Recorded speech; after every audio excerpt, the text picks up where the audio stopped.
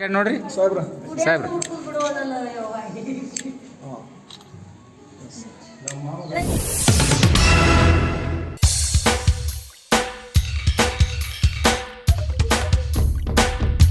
ಉಪಸಭಾಪತಿ ರುದ್ರಪ್ಪ ಲಮಾಣಿ ಬಸವನ ಬಾಗೇವಾಡಿಯ ದೇವಸ್ಥಾನಕ್ಕೆ ಭೇಟಿ.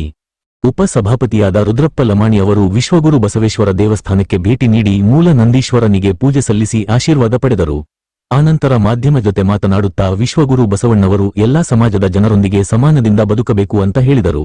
ಇದೇ ಸಮಯದಲ್ಲಿ ಮಲ್ಲಿಕಾರ್ಜುನ್ ನಾಯಕ್, ಸುರೇಶ್ ಹಾರಿವಾಳ್, ಶೇಖರ್ ಗೋಳಸಂಗಿ, ರವಿ ರಾಠೋಡ್, ಕಾಶಿನಾಥ್ ರಾಥೋಡ್, ಬಸವರಾಜ್ ಹಾರಿವಾಳ ಬಂಜಾರ ಸಮಾಜದ ಮುಖಂಡರು, ಊರಿನ ಗುರುಹಿರಿಯರು, ಕಾಂಗ್ರೆಸ್ ಮುಖಂಡರು ಉಪಸ್ಥಿತರಿದ್ದರು.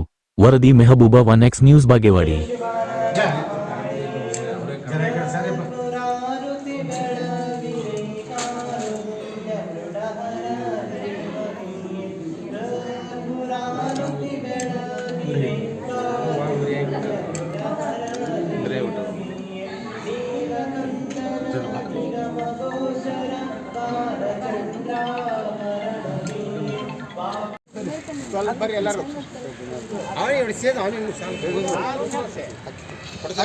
ಎಲ್ಲರೂ ಬರ್ತೀರಿ.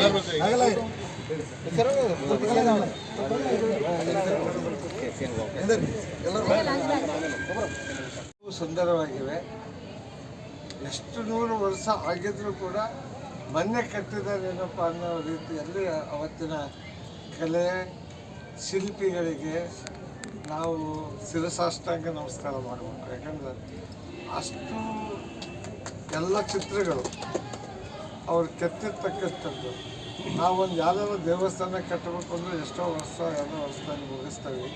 ಇಷ್ಟು ಕಲ್ಪನೆಯಿಂದ ಕೆತ್ತಿ ಇದನ್ನು ಏನೂ ಆಗದ ರೀತಿಯಲ್ಲಿ ಉಳಿಸ್ಕೊಂಡು ಬಂದಿದ್ದು ಈ ಭಾಗದ ಜನರ ಒಂದು ಸೌಭಾಗ್ಯ.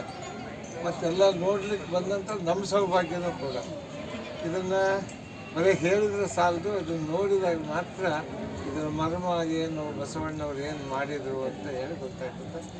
ಮತ್ತು ಅವರು ನಮ್ಮ ಮಲ್ಲಣ್ಣವ್ರು ಹೇಳ್ತಿದ್ರು, ಅವ್ರ ತಾಯಿ ಈ ಲಿಂಗುವನ್ನು ಆರಾಧಿಸ್ತಿದ್ರು. ಅವರ ವರದಿಂದ ಬಸವಣ್ಣವರು ಹುಟ್ಟಿದ್ದಾರೆ ಅನ್ನೋ ಮಾತನ್ನು ಕೂಡ ಕೇಳಿದ್ವಿ, ಅದನ್ನು ಸ್ವತಃ ಕೂಡ ನೋಡಿದ್ದೀವಿ.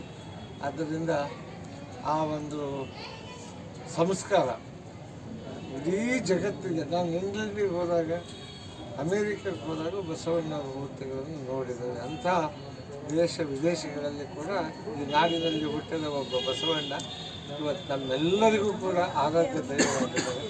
ಅವರ ಹೆಸರಿನಲ್ಲಿ ಅನೇಕ ಮಠಮಾನ್ಯತೆಗಳು ನಡೆದವು, ಅವರ ಹೆಸರಿನಲ್ಲಿ ಅನೇಕ ವಿದ್ಯಾಸಂಸ್ಥೆಗಳು ನಡೆದವು.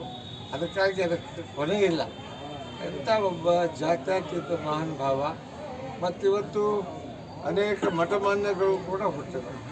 ಅವರ ಶಿಷ್ಯರು ಯಾರ್ಯಾರಾಗಿದ್ದರು, ಆಯಾ ಜಾತಿಯವರು ಅಷ್ಟು 12ನೇ ಶತಮಾನದಲ್ಲಿ ಅವರು ಬಿಟ್ಟು ಹೋದಂಥ ಸಿದ್ಧಾಂತಗಳನ್ನು ಕಾಯಕ ದಾಸೋಹ ಮಾಡ್ತಕ್ಕಂಥದ್ದು, ಡಿಸ್ಟ್ರಿಬ್ಯೂಷನ್, ಪ್ರೊಡಕ್ಷನ್ ಆ್ಯಂಡ್ ಡಿಸ್ಟ್ರಿಬ್ಯೂಷನ್ ಮಾಡ್ತಕ್ಕಂಥದ್ದು, ಇವೆಲ್ಲವೂ ಕೂಡ ಪ್ರಪಂಚಕ್ಕೆ ಮಾದರಿ ಅಂತ ಒಬ್ಬ ಮಹಾನ್ ಪುರುಷ ಪಡೆದಂಥ ಭವ್ಯವಾದಂಥ ಪುಣ್ಯಭೂಮಿ ಇದು. ಅದಕ್ಕಾಗಿ ನಾನು ದೇಶಕ್ಕೆ ಮಾತ್ರ ಅಲ್ಲ, ಪ್ರಪಂಚಕ್ಕೆ ಸಂದೇಶ ಕೊಟ್ಟ ಮಹಾತ್ಮನಿಗೆ ಅಭಿನಂದನೆಗಳನ್ನು ಸಲ್ಲಿಸ್ತೇನೆ.